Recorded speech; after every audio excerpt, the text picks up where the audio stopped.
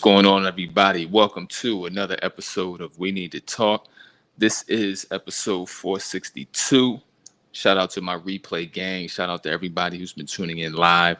Shout out to all of my supporters, my listeners, my friends, my coaching clients, anybody who's been showing me positive energy and reciprocal energy. I appreciate you very much. Today, we're getting into a topic that I am no stranger to, a topic that runs deep within me, a topic that is an everyday occurrence, but it's something that I feel as though needs to be said and needs to be reiterated in light of some of the recent events in our nation. So the theme for tonight is supporting our women. And I believe that this needs to be highlighted. It needs to be something that is a routine, is part of our consistency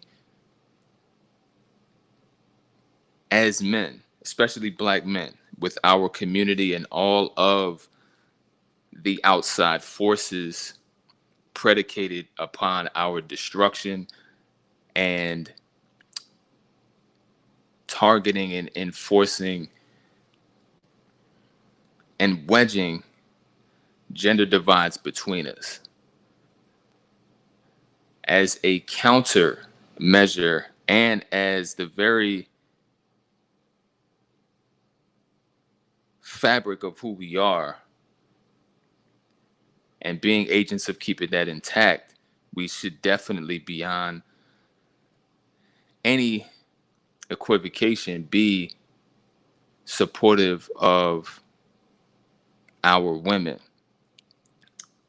In light of the recent situation with Sha'Carri Richardson and everything that she's facing currently, it hit me in a few different ways. So I'm not here to debate rules or regulations or policies. I'm here to remain anchored in the fact that we need to be supportive of our women when we see them in compromising positions.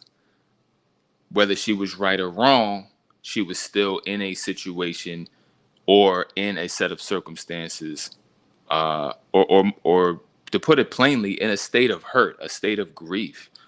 And when you add grief of the loss of your mother, plus the pressure of the Olympic Games and competition and representing an entire country, plus the backlash of having your mistake aired publicly in front of millions and millions of people and receiving the judgments, the backlash, the hostility, the vitriol of a lot of those who carry hate in their heart and have access to social media. You create a firestorm that is very difficult for one person to handle at once. I'm approaching this as a Black man. I'm approaching this from the lens of someone who is deeply rooted in helping and supporting and changing lives through mind, body, and soul, and knowing what it takes to heal, what it takes to evolve, but what it takes to crumble a person, what it takes to demolish a person internally. And in analysis, if you really look, these are things that need to be considered. When you add all of these different compound stressors, someone could definitely crack under pressure. These are the stakes or circumstances that put people in suicidal spaces. This is the self-harm red zone right here. And I would urge us to be as supportive as possible, because that could be the very energy that steers her out of those dangerous zones, that puts her in a space of hope and looking at the positive and knowing that there's support out there. Let's talk Felicia Rashad. You know, she has been under a lot of fire lately as well. And again, I'm not going to go into right or wrong. I'm going to go into support of a woman who's put herself out there in effort to care for youth coming up, college age, looking to be successful, and providing her guidance on multiple levels, entertainment and academics. Then to be under fire as if she committed a crime. No, we're not doing that. And my thing is, it's not a matter of telling a hater to not hate because that's what they do. It's more so as a call to action to, if you're going to do anything, make sure that it's supportive. There's no need to denigrate. But if you do choose to do something, make sure it's positive. Make sure it's supportive. We endure circumstances that are different from anybody else on the planet, and we need to act like it. When you walk around different zoos and things like that, and you hear about, you know, send a donations, you know, save the whales, the manatees. This is because these are endangered species. You've never seen a Save the Squirrels campaign. There's trillions of them, and they're not being harmed. There's no poaching infestation or problem. There's no undue effects of pollution or deforestation really affecting that population. Squirrels pretty much walk on two legs and eat cheeseburgers and got social security numbers. If you're from the city, you already know what type of time I'm on. So I say all that to say, we endure different circumstances. So more support and more effort needs to be sent. More energy needs to be sent in support of our people by our people when we have the energy to do so. Because again, I'm a self-care advocate.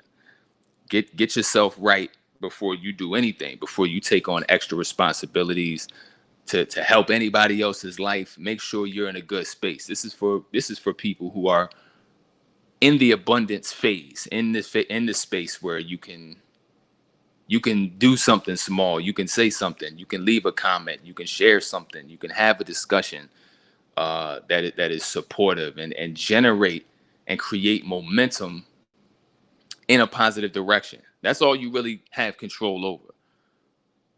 If you don't like how media is spinning something, become your own media. We are all able to create media, to create content. We're in an era now, digitally, we can say whatever. No, well, let me back up. We can't say whatever we want to say, but we do have a lot more freedoms and technological advances than decades before. So we have to thrive and acknowledge the advantages that we do have and use them wisely, use them effectively, and use them in support of our women who are enduring difficult time frames right now, because the media can be insane, it can be vicious, it can be very persistent, it can be absolutely false and persistent with lies, persistent with hatred. And this is not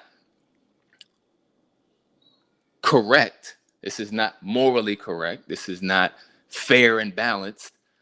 But we have to create our own balance. The same way we have to create our own balance internally, as far as with our particular life perspectives, mentality, emotional space, we have to create our own balance when it comes to media, energy, anything that's expressed, content, anything, with viral potential in the digital space, etc. We need to be very responsible about how we deliver our energy and in what direction and what we're looking to create and what type of space we're looking to create. Because again, for the believers in karma, that energy you send out in support of somebody who you may not think even looks at it or even sees it, may touch somebody, and then that person may be, you may be supported in ways that you don't expect by people you don't know in your time of the most need. So this is my urge and my calling to everyone to spread the right energy. Make sure you're good, make sure you're in the best space, but spread that great energy, that good energy, that supportive energy, uh, for our Black women out here who need it during this time, and our Black men as well, uh, who you know uh, on a very consistent basis are under fire, are under siege, under pressure, and disrespected, denigrated in multiple different levels in all different kinds of ways. So we need to make sure that this is a priority. But that being said, you are the priority first. And as an extension, make sure you're sending the right type of energy out, um, as you feel the intuition to do so, as you feel that it's the time to do so, and it will come back to you tenfold, and that's a fact. So I'm here for you. I'm in support. I stand with you, and please connect with me if you so choose. I am available. I am accessible, and I'm definitely willing to help support you in any ways that you may need it directly, on a one-on-one space. So definitely click the link in the description. If you have any questions, you want to troubleshoot, you want to talk strategy, we can set up a Zoom call ASAP. So looking forward to it. Thank you guys for listening, and I will see you tomorrow night.